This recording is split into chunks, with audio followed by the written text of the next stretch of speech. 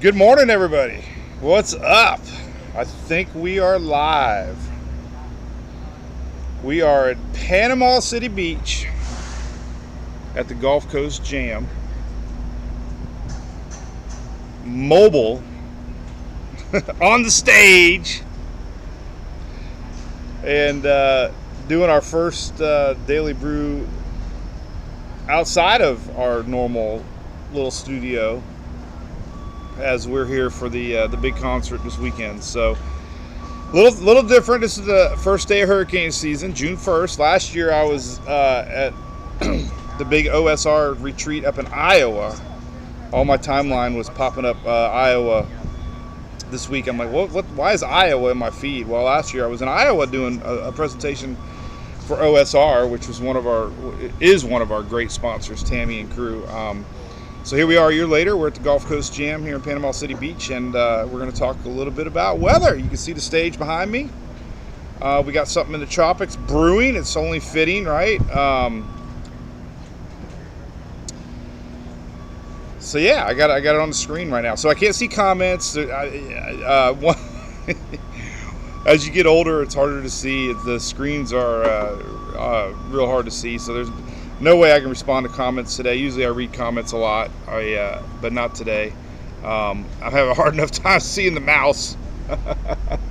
But we'll get through it. I got a special presentation today, something a little different today. We're going to talk about the season ahead. I got some graphics I put together. I do a lot of these more intimate presentations with organizations and schools and agencies. So some of the graphics that I'm using today are going to be stuff I put together. So a lot of it's about the hurricane season ahead, some little tidbits that hopefully you find interesting and helpful as we get into the season. So we're not going to talk too much about our system in the Gulf. A little bit now, but mainly it's going to be about the hurricane season ahead. So anyway, so no comments. Apparently, it looks like my audio is working. Hopefully, I got Julie here helping me. Let me know if the audio is good. Julie. Or Shelly. Text me, Shelly. I just texted Shelly. Shelly's on the backside from Merritt Island. She's always watching me. Since Hurricane Matthew, how many years ago was that, right? Shelly's been on our Facebook page and YouTube page now, and Twitter, always helping me. We get a lot of trolls, we get a lot of spam, we get every Facebook page in the world gets hammered. So she does a great job helping organize Brew Crew subscribers. And we were at Miss what was the name of that? Miss Newbies last night. Had way too many hunch punch. Oh my God, look at my eyes. I look terrible. I got raccoon eyes. All right, so anyway, so Daily Brew. So Mike's weather page here. We're going to be here with you all season long. I stream pretty much every day, Monday through Friday, 9:19 Eastern. This is 8:19 Eastern. The Central Time Zone's completely screwed me up.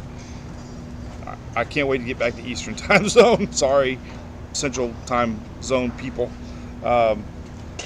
But we stream live, and when there's a storm or something that's kind of serious, we stream live at night. We stream live on the weekends, but primarily Monday through Friday, Daily Brew. And it's brought to you, I got the screen up here, by our great friends at ABC Fine Wine and Spirits. They have been supported. They were my first corporate sponsor 5 years ago. They believe in me and Mike's weather page. So thankful for them to have a corporate sponsor like that. We got a lot of great sponsors now. But they were my first, so we kind of give them the Daily Brew intro most days. And they're located all the way around here in Panama City Beach. We're going to go visit one, I believe tomorrow. I'm going to meet the Cat 5 salsa dude. Everybody. So it's crazy. People watch us more for non-weather. But anyway, somehow the Cat 5 people know that I love their salsa, so they want to meet up. I guess they're based out of Panama City, so we're going to go meet the Cat 5 salsa people. But anyway, Gulf Coast Jam is happening. The stage is behind me. You can kind of see it. And we're going to be here for 4 days. Huge concert. 30,000 people here in Panama City. have a lot of fans up here. Met a lot of people last night. Hurricane Michael was 2018. Every year, every year the page gets a little bigger. I stream about the tropics. We talk about possibilities. Let me pull up my page here so you can see what I'm looking at. We talk about possibilities. I've always made clear I am not a meteorologist. I'm not anybody official. We always suggest going to National Weather Service, National Hurricane Center. I use a lot of their graphics. National Weather Service actually has our page linked to their page as a source for information. They even advertise Mike's Weather page as a source for National Weather Service graphics. So it's pretty cool. Florida Department of FDEM has come to our page, and we've had lives with the director Kevin Guthrie. So it's really cool to have the state of Florida support what we do, and folks at FEMA and a lot of EOC. So it's just another source to come to for the hurricane season. I primarily started the page as a place to put all the models. Have a one-stop shop. I was 2004. We had Hurricane Charlie coming right to our house basically, and there was nowhere to get information. I was starving to find models and spaghetti models, and I was that kid that went to bed watching Weather Channel and could not wait to wake up in the morning and flip on the TV to see if the cone had shifted, or I was intrigued with models. So the whole idea of the page, and it still is today, almost 20 years later, to have a one-stop shop to see graphics. So Mike's Weather page is pretty much a place to go to see everything. Yesterday we had Invest 91, so if you scroll down the page here, you got all the spaghetti models. We use Tropical Tidbits a lot. Levi and I communicate regularly. We support him a lot, and he allows us to put graphics on our page. It reverts people back to his page. So we really appreciate Levi. We use spaghetti models there a lot. And also Weather Nerds, a gentleman named Matt, has a great site, and he links a lot of data, ensembles, and stuff. So when a storm goes live, everything you need is right here. And what we're talking about here, let's talk about it real quick, and then I'm going to get into my little presentation. So we have a spot in the Gulf. Now, we've been talking about this almost a week now. Old fronts always seem like they kickstart the tropics. Always tail ends of fronts. El Nino, I'm going to get into this here in a little bit. El Nino has a strong jet stream that comes across the south, and I'm loving the sound behind me. The stage is so cool, man. To think that Kenny Chesney is going to be standing right here, and Hardy tonight, we're going to be right in it. I'm just going to stay right here. So we got a strong subtropical jet. They call it a Pacific jet stream. And these fronts just linger. They have nowhere to go. They just kind of hang around. And most May, early June systems are old frontal boundaries. So that's exactly what we got going on right now. Middle Gulf, you can see it right here. We got an orange spot. If you followed me yesterday, I started sharing a lot of shear maps. We noticed yesterday that the shear was decreasing a little bit. Future shear maps. Shear is the upper level atmosphere winds. It looked like we were going to have a little window of opportunity, and indeed we do. The NHC, I was a little surprised this morning. Went from 20% at 2 a.m. to 50% at 8 a.m. Eastern. Sorry, Central Daylight Time people. I am so messed up. My watch says Eastern. My phone says Central. I have no idea what time it is. All I know is last night was late. Julie said I passed out in the truck with a hunch punch in my hand. But so we got an old front. It's sitting out there in the Gulf of Mexico, and it's got warm loop eddies. We talk about that a lot. I'm going to talk about that here. So I got a hurricane. Don't go anywhere. Today's show is a little different. We're going to go. I got a little presentation prepared about the season ahead, but I want to talk about this Invest 91 first. Nothing to worry about. Okay, it could spin up. I tell you. Let me see if I got the satellite up. I can barely see anything right now. I think, there you go. All right.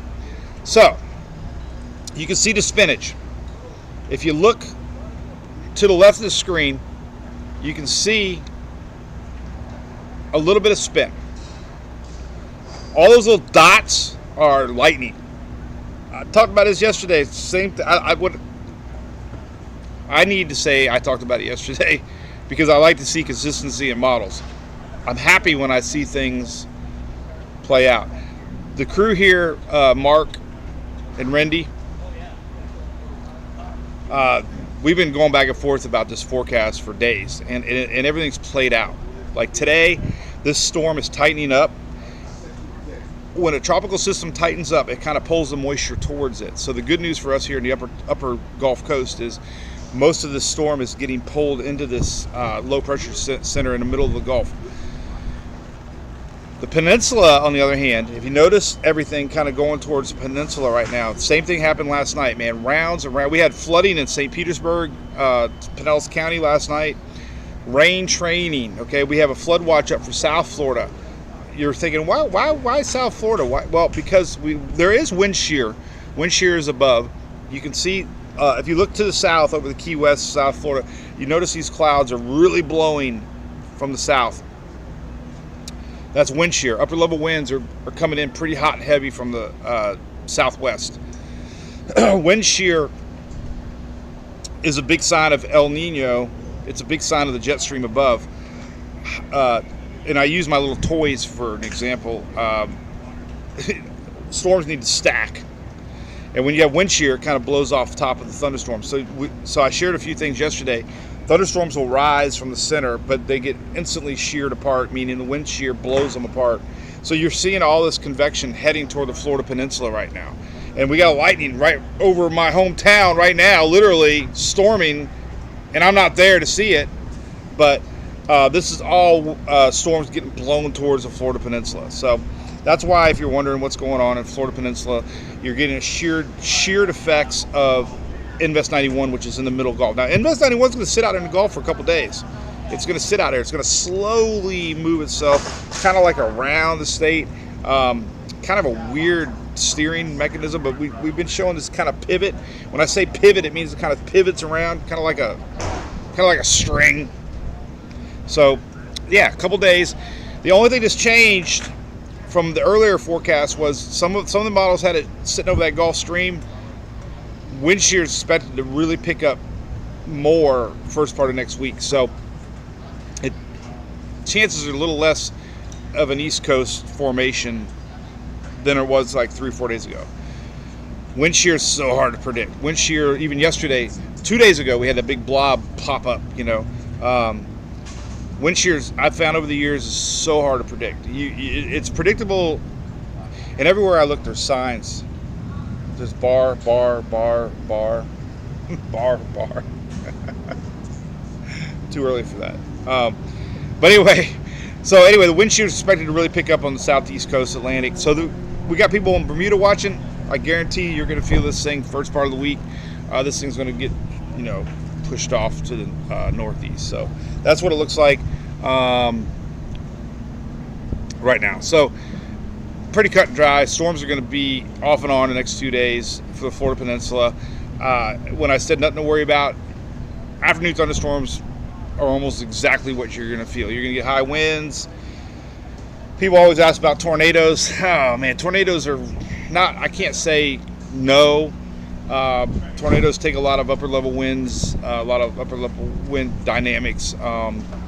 Maybe a water spouts are more possible with this system than anything, but you're going to be dealing pretty much with severe thunderstorms. And that's it. Oh, we got some bass now, man. You got to love it. Awesome, man. We're at sound check time. So there's that. Like I said, little windy today. Hurricane hunters are flying in, by the way. We love the hurricane hunters, okay? I was in Houston a couple weeks ago, got to hang out with the hurricane hunters. They follow us here on my Twitter page. Thank you, guys and gals. I met the chief meteorologist girl. Near and dear to my heart because they follow us, and it means so much. They are flying into the storm supposedly today. They always say if necessary, but pretty sure they're flying into the storm today. So we'll get some hurricane hunter data. And again, this thing's sitting over them warm loop eddy currents. Light shear is expected for the next 2 days. Today's Thursday, so we got 2 days of this thing. I think the chances are pretty good that this thing might end up sneaky being Arlene as a tropical system. But it is expected to weaken as it pivots around Florida. So South Florida effects. Anyway, what does that mean? Your loop's from 5:31, she said. Huh? Your loop My loop. on the screen is 5:31. Oh, my loop says 5:31. The chat is?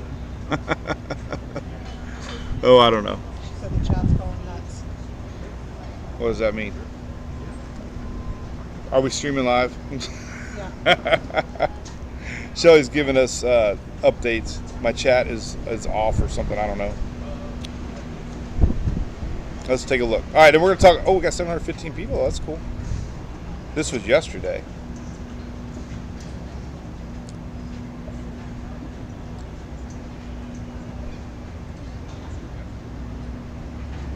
Oh, I'm live. Maybe the chat's messed up. I don't know. I see me. We got 711 people watching. She said your graphic is from yesterday. Oh, my graphics from yesterday. Oh! I just wanted to get everybody fired up. Let me refresh it. Why is it not updating? That's weird. Oh. Well, that's easy enough to fix. Oh, the graphic. Oh, my God. I got to fix that. I'm a day off. So the they must have changed the graphic. All right, let's get a fresh graphic up. Ah! Technology, you gotta love it. All right, let's go to Gozies. Let's pull up the fresh graphic. Why? Oh my God, I feel so stupid now. I feel more stupider than normal. All right, let's pull up. Let's go to the new one. See, I don't know if it's raining at our house because I'm not home. There we go. All right, there we go. There's the fresh graphic. All right. That's better. Look at that, June 1st. Let's start over. That's not my fault. The graphic didn't refresh. I got to change a hyperlink on my page, apparently.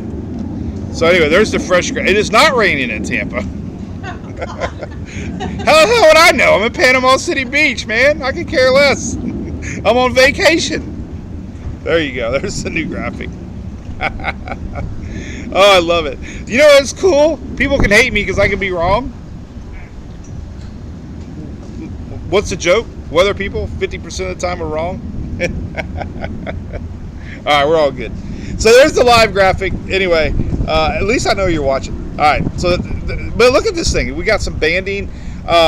Tropical. Look at it. It's beautiful. It's a beautiful thing. We got tropical feeder bands. Let's go to tropical tidbits real quick. All right. So we talked about tropical tidbits a lot. Here's the latest spaghetti models, and you'll be able to find these on the website. They link back to tropicaltidbits.com and have them on the app. Also, if you're a Mike's Weather Page app user, I have a cool little section that is only designated to. I love it. Oh, now I hear myself. Whoa. So the app. So listen, my hurricane presentation is coming. Look, so there you go. You can see it right on top. See Invest 91? So if you click on Invest 91, you get a lot of cool links. See all these links? A lot of people like the simple links because they're simple. I'm a simple man. So anyway, steering currents are promoting this to go south around Florida. It's always done this pivot. The only difference, like I was mentioning before, is a lot of the models had it hanging out here on the southeast coast and maybe forming. Now it's pretty much going to get pushed off to the northeast. So we'll see. Arlene might be coming. I'm telling you. I was a little surprised today. It went from 20 to 50 just like that. So again, nothing to worry about. It's the first day of hurricane season. Weak tropical systems are normal this time of year. You know, we don't want them to linger. Lingering tropical systems are bad. They bring a lot of rain. This one's not going to linger. We do have a flood watch for South Florida. We had some flooding yesterday. They're expecting South Florida to have 2 to 4 to 5 inches of rain in spots. So definitely could be a mess for down in South Florida, especially if some of these rain bands start to pivot around. And let's see if that's a fresh one. There we go. No, that's the old one. That's the one everybody's telling me, Mike. See, I told you I can't. Why, man? They're all up. All May 31st. Oh crap! I lost my I lost my slides.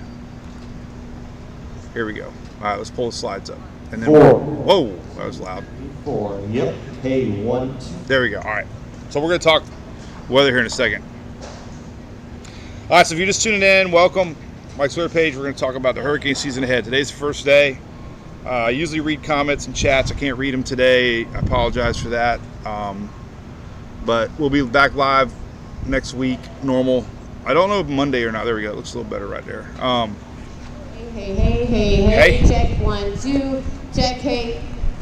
Check. So we're at the stage, by the way. We're at the Gulf Coast Gym, and there's the main stage behind me. 2, 3, 4. MC2, MC Hammer. 1, 2, 3, 4. Hey. 1, 2, 3, 4. Yeah. Hey, 1. All right, so we got Invest 91 out of the way. So, again, it's a peninsula problem. Rains through the weekend. Sunday looks pretty good for most. It's going to be pushing on out of here. We could still get some East Coast rains, maybe. I didn't look this morning, but usually weather doesn't change that much overnight. So, weekend is going to wash out. Next 2 days, sporadic rains. Remember, like I said, a lot of wind shear. These storms are going to bubble in the Gulf. They're going to push towards the peninsula. They're going to repeat. They're going to grow. They're going to push, grow, push. By the weekend, things start to lighten up a little bit, so not a complete washout. Peninsula up where I'm at, I think we lucked out. Good news, right? All right, hurricane time. By the way, I am streaming live. I'm going to take a picture. I don't want to move my camera, but we have no power up here, so I got my Furman 0E. Saved me on the golf cart, and I'm streaming right now. And I got my little 5G hurricane Wi-Fi. So it's kind of my mobile hurricane setup. All right. So if you're looking at the graphic here, this is the season ahead. This is all our names. I got a shirt design. I'm wearing it today. Oh, cool. Can you show it? Oh, yeah, I can show it. Yeah, here. Look, Julie just took a picture.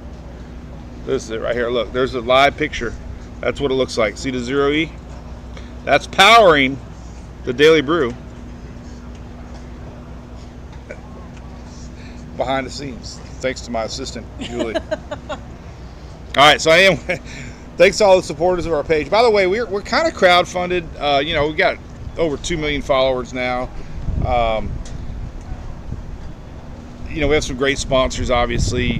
Furman's one of them. We just mentioned ABC, of course. Done Right Roofing here and where I live. Done Right Roofing, a new sponsor this year. We appreciate that. Decks and Docks, Coastal Claims. They're great. Of course, Lodging Solutions. A lot of great supporters of the page. You guys and gals are what makes it, and we really appreciate it. Being able to do what we do. So this is a new shirt design. You can check it out. It's got the logo on the front. Everybody wanted it two-sided this year, so there you go. But let's talk about the season ahead. All right, here we go. Now, I usually don't share these graphics. I do a lot of presentations. I do about 12, 15 a year. A lot of Great American Teach-Ins. I do a lot of conferences, expos. So, I was debating whether or not to share a lot of them. This is about a quarter of the slides, but I figure you guys are special, and we're going to showcase some of them. So, here you go. June 1st, hurricane season. Everything you need to know. All right, so the official season. Today, obviously, starts the season. These graphics are great on the right side. These are your typical hot spots to watch. You can see June. We get a lot of action in the Gulf. That's old fronts usually. Tropical waves rarely do anything this time of year. Sometimes they get going in the Western Caribbean, but you can see where things start to amp up in August, September, October. So August, September, October, when the water's the hottest and the shear is the less. You can see the graph too here as we September 11th, I believe, or September 10th, one of those 2 days. I can't remember which to do. Peak season's first part of September. So I usually put this system out here too, or the graphic about May. May is usually we get systems in May. We haven't had one the last 2 years though. It's kind of crazy. We've had a system in May in 15, 16, 17, 18, 19, 20, 21. We did not have a system in May last 2 years, but definitely nothing to worry about if we did. But now that we're in June, no May systems. Here's the names. I already showed kind of the names. Little tidbit, people like to hear about this. The names repeat themselves every 6 years. A lot of names get retired. Once a storm, causes destruction, money, deaths, they retire names. There's been a lot of names retired. This list that we're in now is the list back from Irma. And now we have Idalia because Irma was retired. A lot of storms were retired back in, what was that, when was Irma? 19? Hell, I don't even remember now. 17.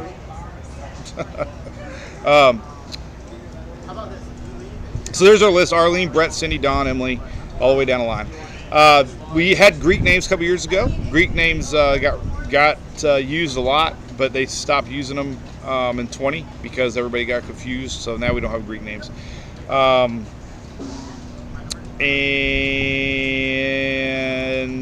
2021, I always point this out. 2021, we had the third most active season ever 2 years ago, and Ida was pretty much the only storm people remember. And it's going to go on this theme of it only takes one. That's kind of the theme this year. Shirt design, it only takes one. So people, are kind of shocked when I tell them 2021 was the third most active season ever, and we really only had Ida. So I pointed out the I names. It's really kind of weird how I names have become the storyline. Ivan, Ike, Ida, Ian, and Irma are all retired names, and they're all I's. So don't know what it is about I names, but I names are retired a lot.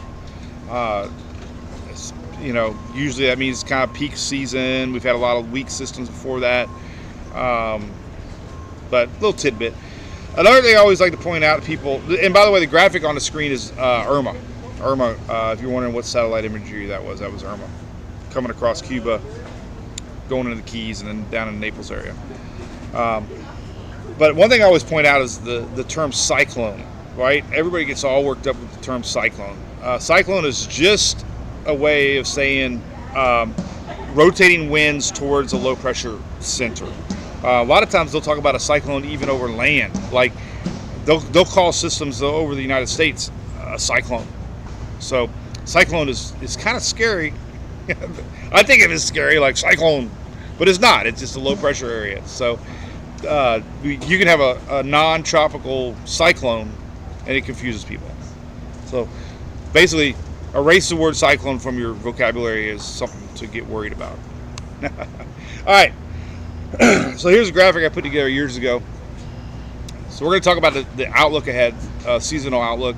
The official outlook for 2023 is coming.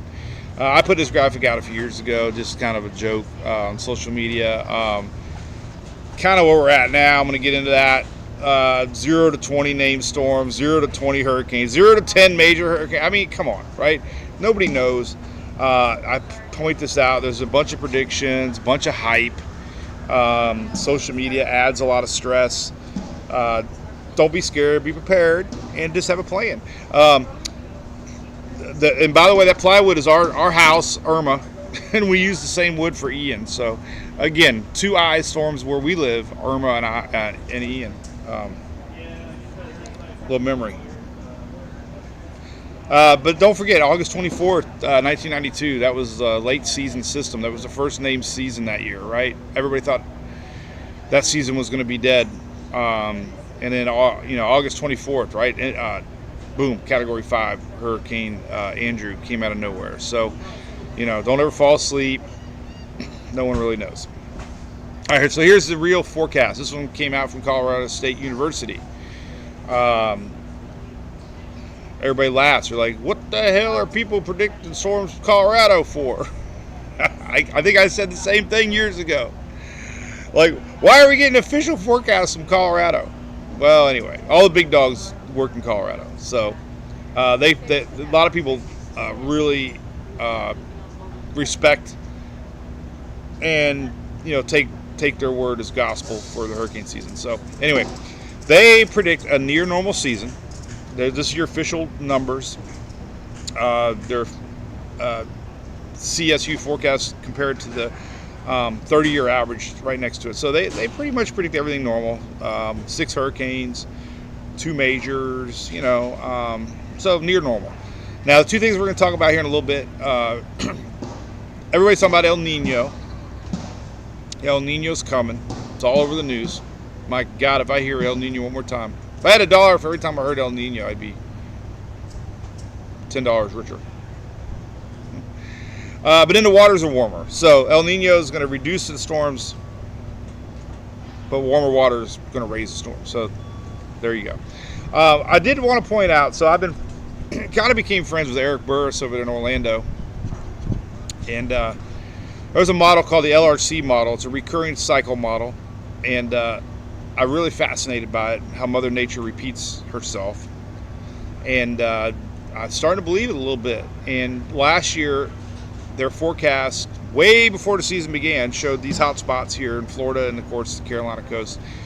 And everybody can say, come on, I mean, anybody can predict Florida, right? But regardless, they were pretty much spot on. So the top graphic is their 2022 forecast showing the tracks of Ian and Nicole. The bottom forecast is this year's forecast. Little shift more in the Florida panhandle where I'm at now. It's still keeping that Florida East Coast and the Carolina coast. So we'll see if that holds true or not. Now, I do believe the reasoning, I'm going to get into that here in a little bit. I totally kind of was feeling the same thing based on a history. So we'll see if it happens or not. All right. So NOAA came out with their official forecast a couple days ago. This is the official National Weather Service forecast for the hurricane season. A little more vague. I never bash them or anybody, but it's very vague in my opinion. I mean, especially the graphic major hurricanes 1 to 4. I mean, anyway, that's all I got to say about that. So their graphic here shows 40% chance of a normal season, 30% above or 30% below. Again, it only takes one, and nobody knows. So I don't know how much thought went into that, but I think Sarah could have came up with those numbers. All right.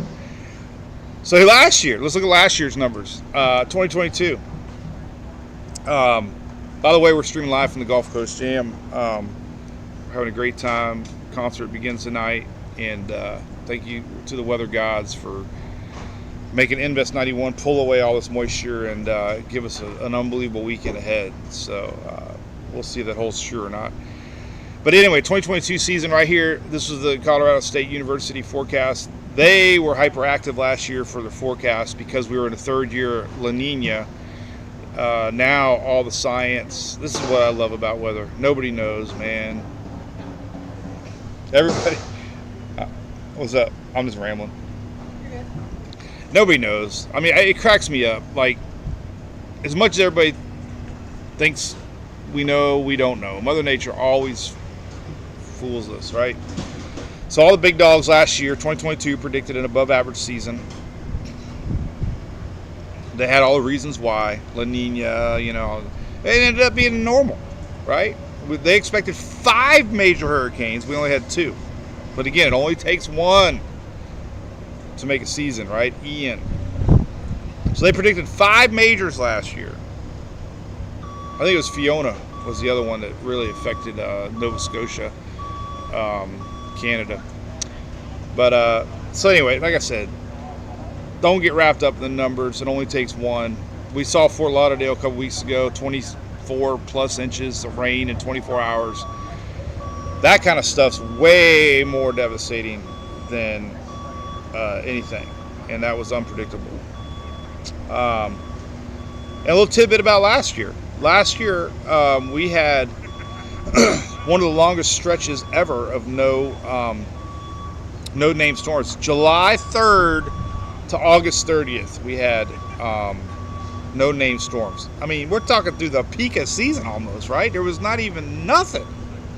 It was crazy. Everybody's like, what the heck happened? We had, well, I'll tell you what happened. The Bermuda High ended up a little farther to the northeast, and we had a lot of Saharan air. So all these waves that came across Africa ended up higher latitude or longitude. Longitude. Which one's up? Do you know? Julie doesn't know either. She doesn't know the difference between a watch and a warning. Latitude, longitude. I laugh about that. I don't know the difference. But anyway, Vertical and horizontal. vertical, yeah. So it was higher vertically. Anyway, so all these lows that came across Africa last year. So the theory was last year, Bermuda High kind of shifted a little bit to the northeast, allowing these systems kind of ran into a lot of dust, shear. So it was a long stretch. And then along came Ian and Nicole, right? So again, don't ever let your guards down. My biggest thing, I think I got a graphic, I'm going to talk about it, so I'll wait. And then on the bottom here, does Mother Nature repeat herself? Well, going back to the LRC model, a recurring cycle model, this is the most craziest graphic I've ever seen, ever. Reality. 2004. Longitude is east and west. Okay. Shelley said. Shelly's getting me. She mailed me one time Shelly mailed me a cheat sheet one time, but I lost it. So the craziest Mother Nature repeating herself graphic ever was this right here on the bottom left. Gene and Charlie, 2004, the year that Mike's weather page was born. They occurred 43 days apart. Charlie made landfall. 43 days later, Gene made landfall. Guess what? 2022, Ian made landfall. Almost exactly the same spot that Charlie made landfall. 43 days later, Nicole, almost exactly the same spot. I mean, come on. Is that like the weirdest thing ever? 43 days apart. So when Charlie made landfall, Gene was 43 days later. When Ian made landfall, Nicole was 43 days later. Very weird. All right. Let's talk about the cone of uncertainty. God, I wish I had some high octane caffeine right now.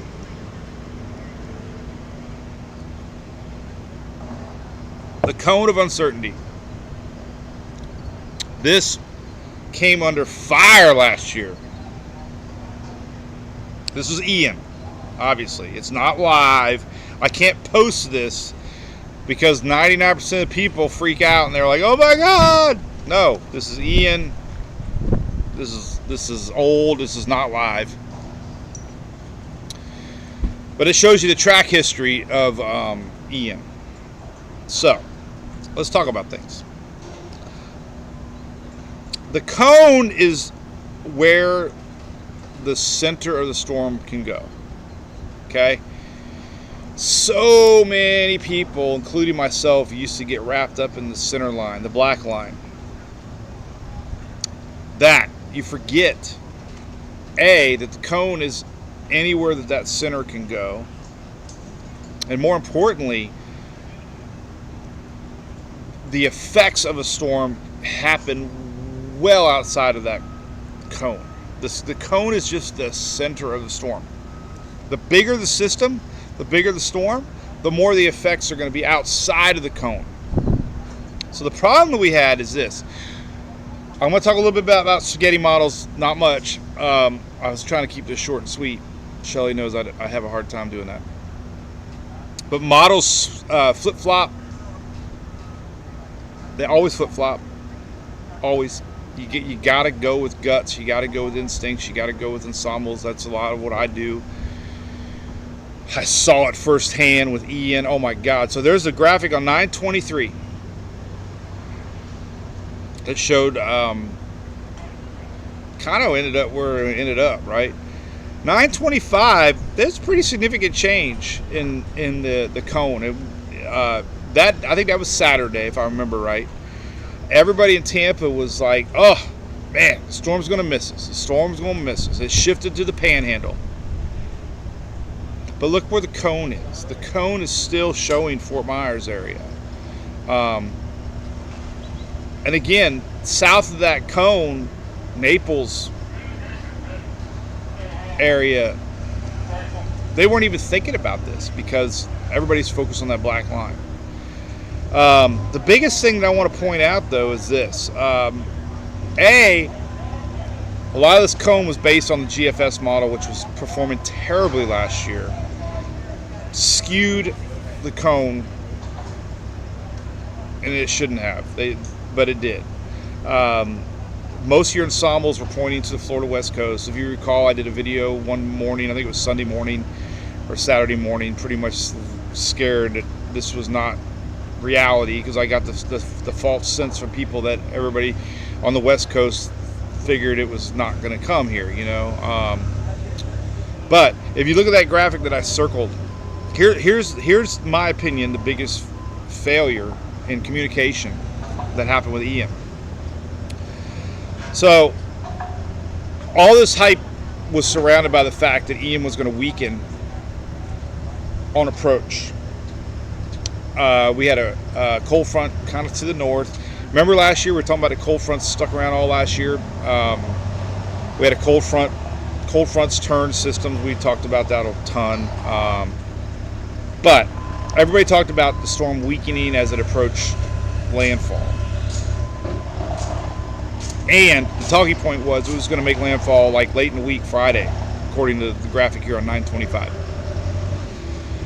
So the talking points, pretty much most people, I believe, and I heard firsthand, was even if it turns, it's going to be it's going to weaken as a hurricane, and it's going to be Friday. Because everybody was being kind of like groomed to believe it was going to be Friday, weakening hurricane. Reality, if you look at the circled graphic here, the storm on Wednesday was predicted to be a major hurricane, which it was, and that's 2 days before Friday. If the storm turned, which it did turn, it never turned. It always did what it was going to do. But if it turned inside that cone, it's going to hit 2 days earlier as a major, and that was what got a lot of people off guard. Because if you just take that 8 a.m. Wednesday and you turn that M over, it's pretty much hitting 2 days earlier as a major. So I think a lot of folks down south, I was told a lot of people last second it was too late to evacuate. It was like, oh my God, they thought it was going to hit Friday, it's going to hit Wednesday. So communication was bad in my opinion. That scenario could happen, and it did happen. Trust me. A lot of people told me they just said, heck with it. It's too late. Traffic's terrible. No time to prepare. They just wrote it out. So it's very important to understand that cone. And if it turned early, which it did, then it's here 2 days earlier as a major, not Friday as a hurricane. Ramble. All right. Another thing here. Now these are graphics from Michael, which I'm at right now, Panama City Beach. One graphic I love. It's so hard for me to find. Weather Channel puts it out. A lot of local. Sometimes a lot of local stations do, but Weather Channel usually does. They show inland watches and warnings.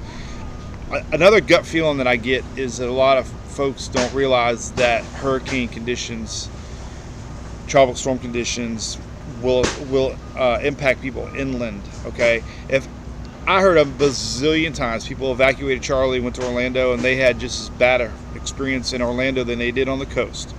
Same thing with Ian. People evacuated the middle of the state and they got flooded. They got just as bad of conditions as before. I don't think people realize inland effects sometimes can be just as bad as coastal effects. So watch for these graphics here. This one is Michael, and you can see the purple is hurricane warnings that extended into Georgia and Alabama. Hurricane warnings. And I drove through that. We drove back from Talladega NASCAR race. And I'll never forget seeing the cotton all over the roads, seeing all the pecan trees on their sides. That industry was devastated from Hurricane Michael that nobody even talks about, because everybody's focused on the coast, obviously, where the surge is and the winds. But we had tropical storm warnings in red all the way through Macon, Georgia. I mean, so just a different way to look at it, and realize that inland effects are just as bad, sometimes even worse, as we saw with Ian, with the flooding. A lot of folks in Arcadia and inland and Port Orange and South Daytona had no idea that they were going to get this 20-30 inches of rain that ended up coming. All right, a little bit about spaghetti models, since the name of the website Spaghetti Models, and I still type it wrong every other time, so you can Google Mike's weather page and it'll pop up. But spaghetti models, all right, spaghetti models are awesome. I love spaghetti models. I just love them to death. You can learn so much from spaghetti models with trends, and ensembles are another version of spaghetti models. But anyway, so here's Irma again. Both of these were graphics taken on September 7th, back when it was by Hispaniola.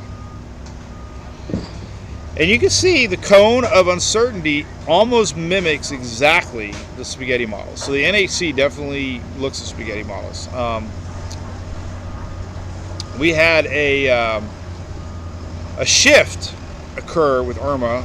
This isn't the point of this graphic, but if you look at these in spaghetti models, you see there was ensembles that were very faint gray lines, and we had a blue line, and others that, even though the majority was on the East Coast, we saw that possibility of the West Coast, and that was a real deal there too. Remember Irma, they evacuated all of East Coast of Florida, and then it ended up going West Coast. But anyway, spaghetti models. All right, so every one of those is obviously a possible center line. That's the eye. I call them little brains, right? Every one of those little spaghetti models is a brain. Everyone has its own little way of thinking, right? So every one of these spaghetti models is a model. The Euro, GFS, UK, there's a bazillion of them.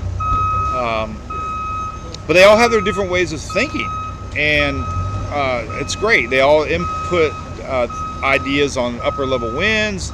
They look at history, look at water temp, look at all kinds of stuff, and they all spit out their own thinking of what could happen. So every year there begins to be a trend on what models are performing good and which ones are bad. So every year they update them. Every year they try to make them better.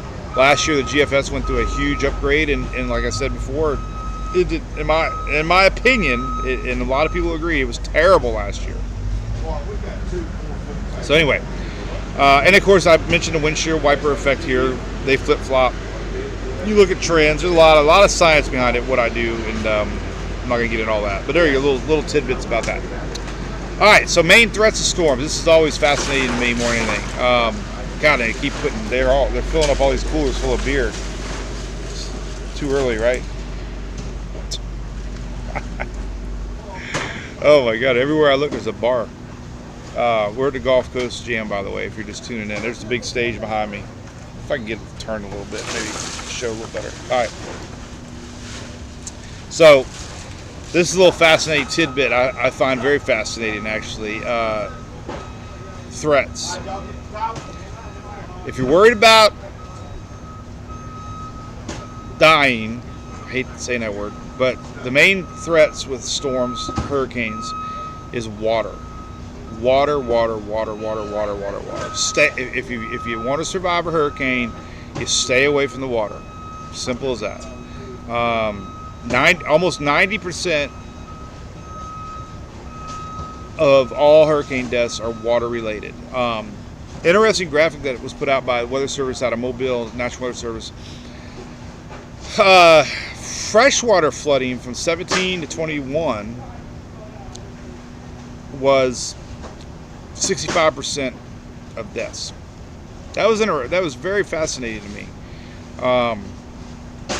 Storm surge was only 3% during that time frame. Bottom line, still about 80% plus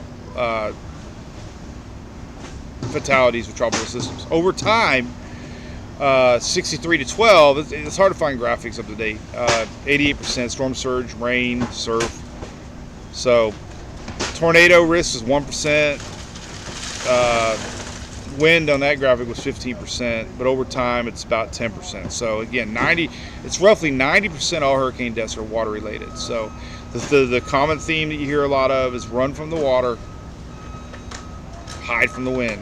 Simple as that. And you got plenty of time to get the heck away, right? So water.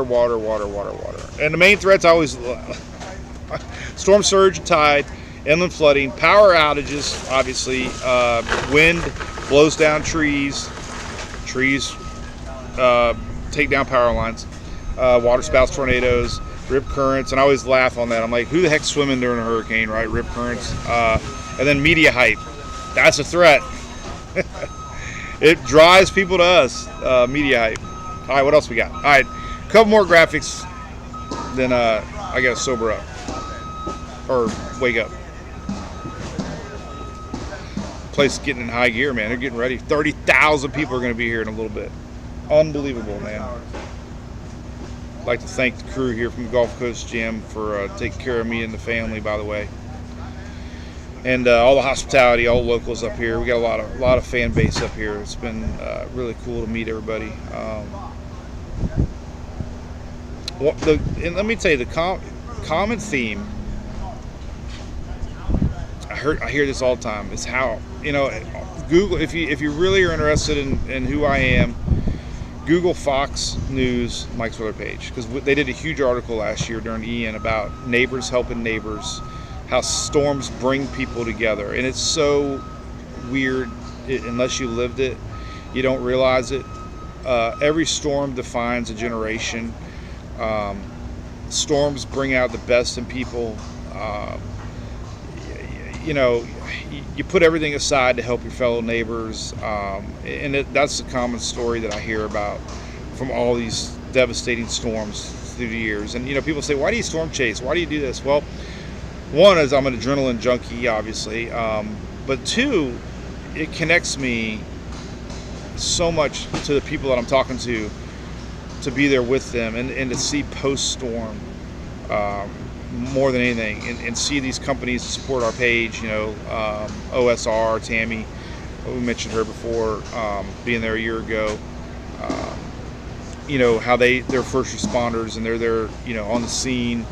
Lodging Solutions shows up doing their tents and their mobile housing, pretty much. Coastal Claims helping people. Everybody at Furman, obviously. Of course, ABC. Who doesn't love a good hurricane party, right? But the post-storm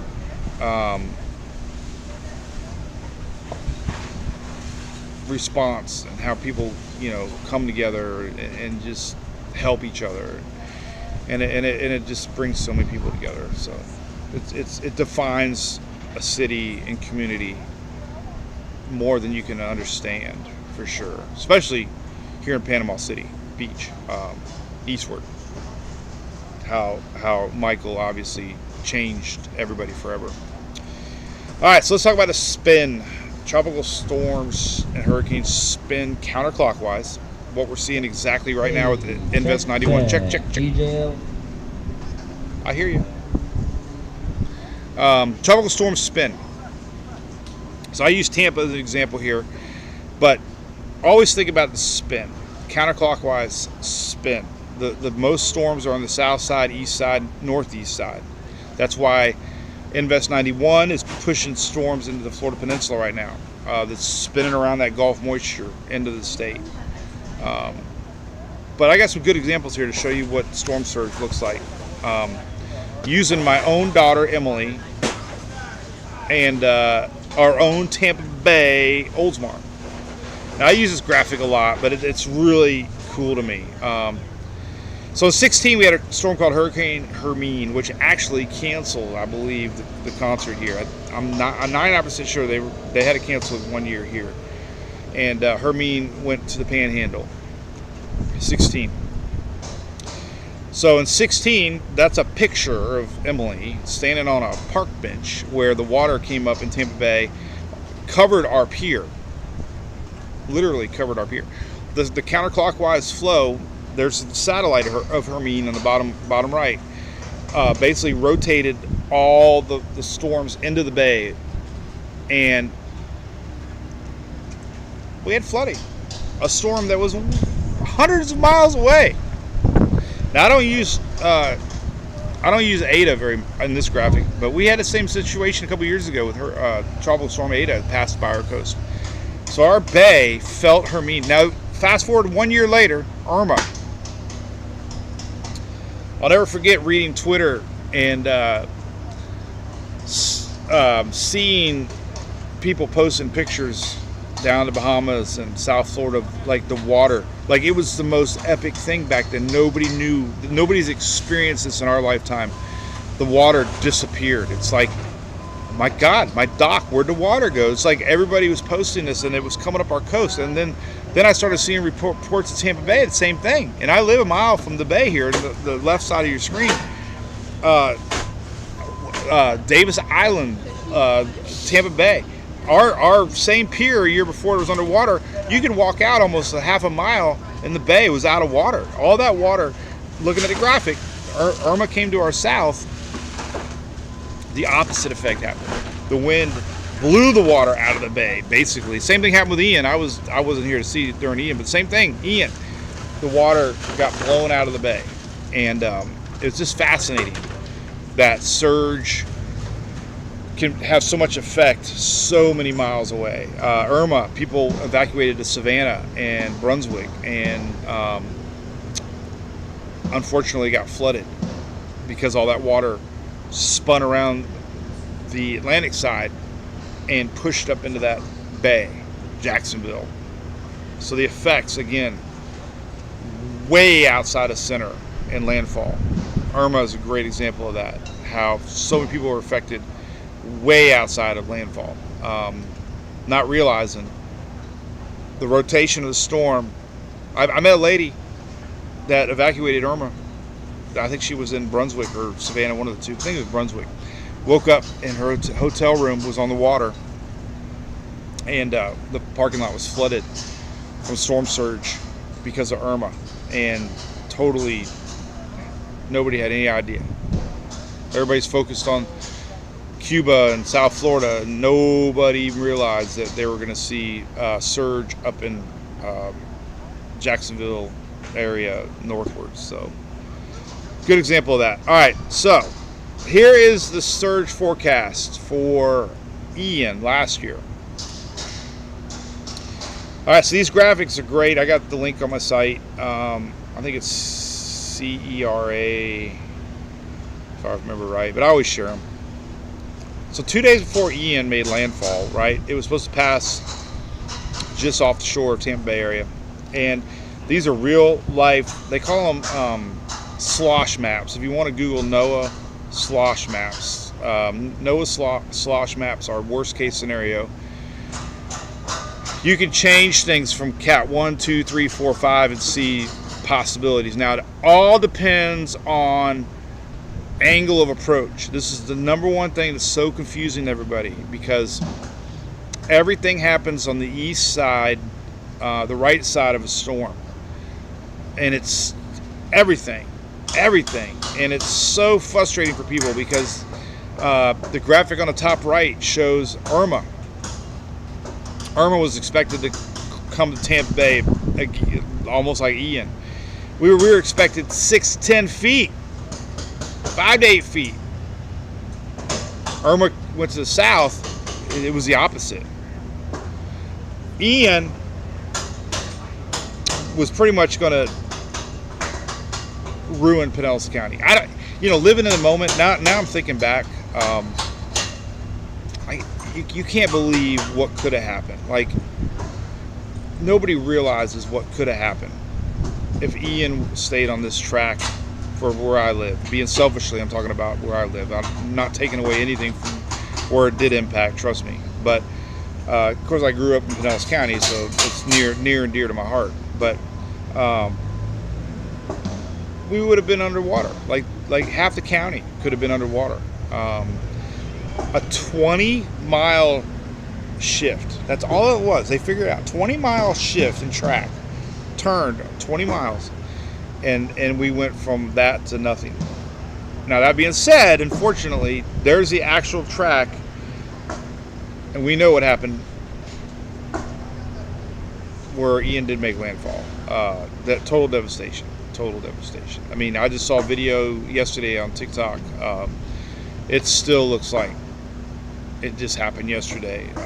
The recovery is good, but it takes so long. And people in Panama City told me the same thing happened. You know, once the news media left, the effects linger for years. You know, there was a documentary, Blue Tarps or something like that, just, you know, almost a year later, and people down there still without roofs and, you know, waiting. So, but anyway, surge is so affected by the storm track. And secondly, the size of the storm. So the other kind of epic failure, in my opinion, with what happened with Ian was so many compared it to Charlie. Charlie was a Category 4 storm, but this graphic here is the radar imagery showing how Charlie was so little. It actually, the satellite imagery of Charlie could fit inside the eye of Ian. I mean, think about that. The eye of Ian, Charlie fit inside of it. So Ian went through an eye wall replacement right before landfall. Worst case scenario, rapid intensification, got bigger. Bigger is bad. More winds, more whipping around. That's what happened with Ian. Ian was, you know, wind-wise on par with Charlie. Charlie's surge was 6 to 7 feet. Woo! That was not me being excited. That was the audio. We're at the Gulf Coast Jam. The stage is behind me. And we got alien sounds going on. So anyway, look at the surge difference. 6 to 7 foot for Charlie, 15 foot for Ian. So almost, it was double. And both were Cat 4. I got another graphic I'm going to show you that really shows you don't pay attention to category with surge. And I'm not even trying to pronounce the name of this river, the Caloosahatchee River. Caloosahatchee River rose 7 foot 20 miles from the coast. So they felt it. The water pushed that river up, and we had a lot of inland flooding 20 miles from the coast. So 2 storms, totally different outcome. Surge is all affected by the angle of approach. Graphic here that I saw this year from the National Hurricane Center, shocking to me. 2 things in this graphic I want to talk about. Some infamous hurricanes through the years. So Hurricane Katrina was Category 3 at landfall, but it had 28 foot of surge. Remember? It was a huge storm, slow moving storm, and it pushed up the Gulf of Mexico and just pushed this water along with it. 28 foot, Category 3. Hurricane Ike, Category 2, had 20 foot of storm surge. Just a Category 2, 20 foot of surge. Hurricane Ian, we just talked about, 4. Hurricane Irene was a Category 1, and it had 8 to 11 foot surge. So again, categories, very deceiving. Long time ago, the Saffir-Simpson scale used to incorporate surge, effects. Now it's only wind, And my opinion is too much focuses on the category strength with winds. There needs to be some sort of a scale indicator with overall effects, not just wind, and that would include surge, inland flooding, rain, slow-moving systems like Harvey, Imelda, tropical storm, right? People say, "Oh, it's only a category 1. It's only a tropical storm." All right. So the other thing I learned a couple years ago, believe it or not, I'm always learning. I could say when I first started this, I was a moron. I don't think I knew half. I didn't know it a hundredth of what I know now with storms. Every year I learn more and more and more, as we all do, right? I took 3 years of Spanish and I can't count to 10, so it doesn't matter as much as if you don't use it, you lose it. So I'm always learning. So storm surge is something fascinating to me. I didn't realize that tide is included on top of surge. So when initial storm surge comes out, storm tide adds to that. So we have to worry about moon cycles. We saw that with Ada a couple years ago off of Pinellas County coast. We had a full moon cycle. We had I think it was a beaver moon. Beaver moon. It's like no comment. But anyway, add tide to surge, and you get higher numbers. So that's fascinating to me. So we always now look at tide forecasts with storms, because that can add 2 to 3 foot on top of surge. The other thing, which I really didn't even realize until recently, is that waves are not included on surge. So if you saw some of the Hurricane Ian footage down there where they had that pole-mounted surge cam, which is infamous now with that red house that floated away, when you see the waves on top of surge, it's unbelievable. Unbelievable. So whatever the surge is, then you add waves to that. Now think about it. You don't think about that, right? But you could have 5-10 foot waves on top of surge. 15-foot surge, 10-foot waves. I mean, that's so something to think about, right? Waves are huge, literally speaking. So you think 5-foot surge is okay. Well, you get a big blowing storm, add 5-foot waves to that, and then you got problems. So that's surge is the great unknown. They're trying so hard, but every storm's different. Like I showed Charlie, very little surge compared to Ian. Both of them category 4s. All right. So now we come to this graphic, messaging challenges, right? Only a category 1. So the biggest thing I hate is hearing 2 things. One, I hate hearing the word downgraded, because it makes breaking news. Like, I always use Hurricane Florence as an example that hit the East Coast. It was a category 4 out in the Atlantic, and every update, it's been downgraded. And everybody whips out their pom-poms. It's great. It's downgraded. But you know what? It's still a problem. Florence caused $24 billion in damages because it was a slow-moving tropical system that caused immense flooding. New Bern. I got friends in New Bern. In fact, where are Lexi's at? Lexi, are you around anymore? I meet a lot of great people online. So there, when does the messaging go from hype to no hype, right? Some of the most infamous category 1 hurricanes over the years. I mean, y'all know these names, right? Irene, Isaac, Sandy, category 1. Hermine, Matthew was a category 1, right? Matthew was an intense storm that weakened as it approached the Carolina coast, but it was tremendous damages for those folks. Nate, Florence, Barry, Hannah, and Isaiah were all just category 1. So the other thing that I hate, all this hype, including myself, June 1st, everybody's hyped up about the hurricane season, and that's all you hear about, and, prepare. Then we go through that 2-month stretch last year in July and August, and everybody kind of lets their guards down.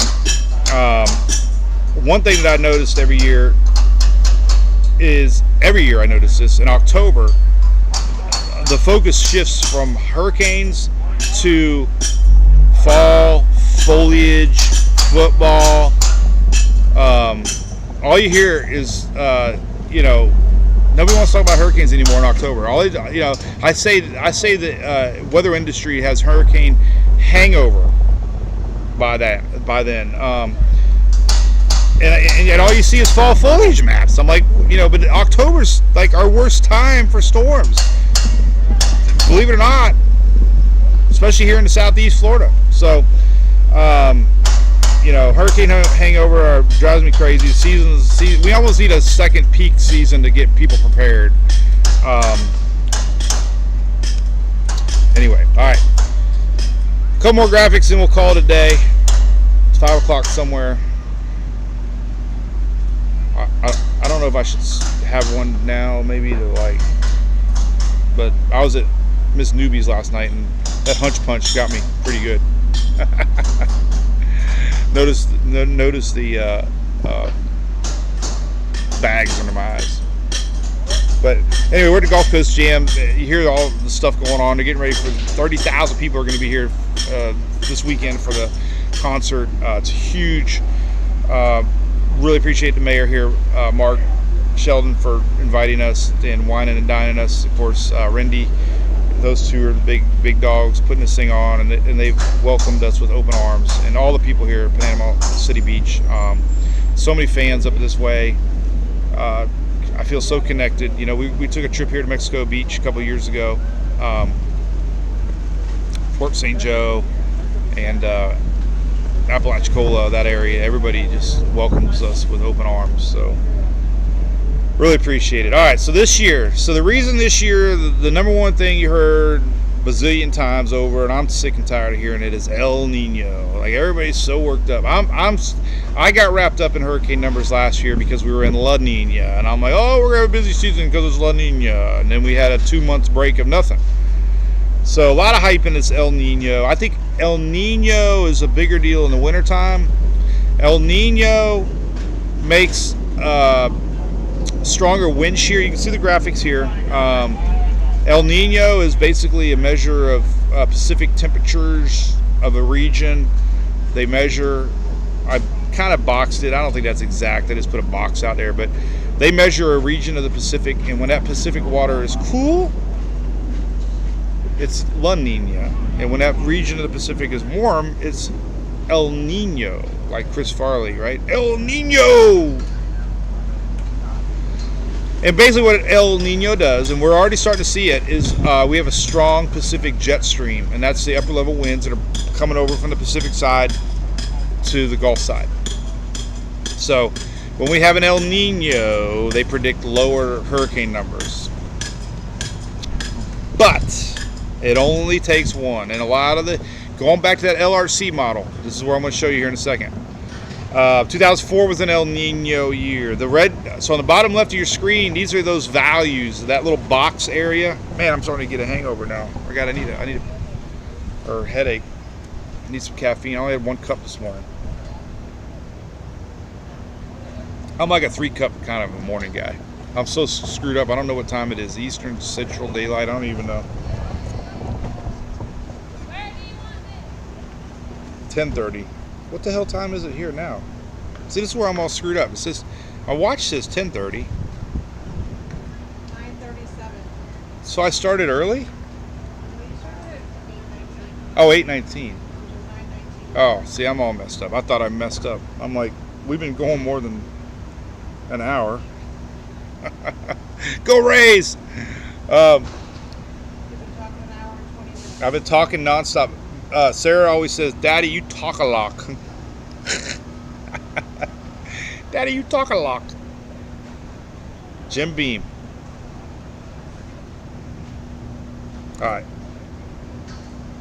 All right, so let's talk about El Nino. Shelly's still with us? Shelly's like, shut up, Mike.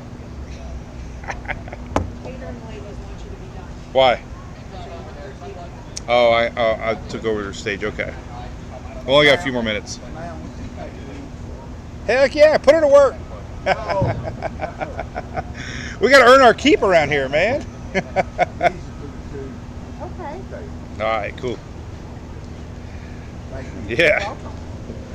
Oh, it's like awesome. All right, so El Nino. All right, so the reason the bottom left of the screen here, the thing I'm.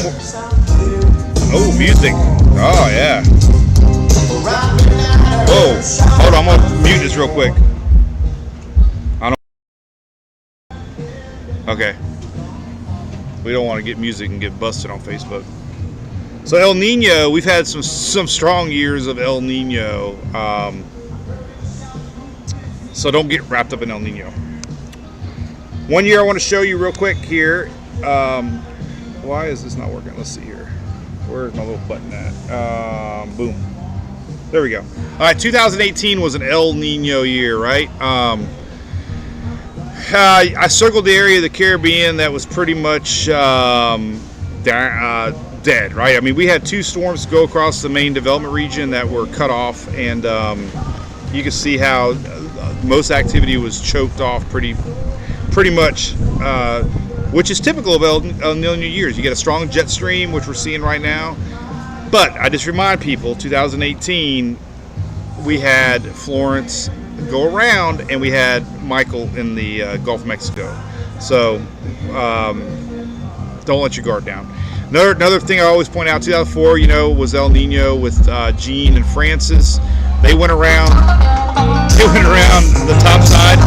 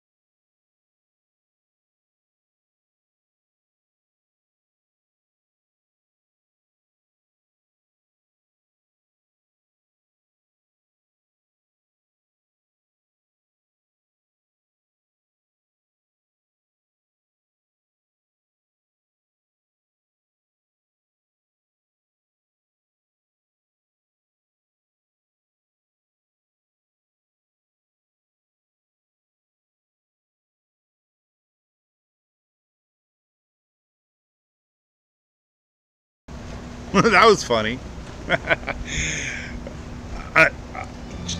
Here goes the music again. I only got 2 more slides, so I'll probably. Thanks for watching. I don't want to get music and streaming live doesn't work, but anyways.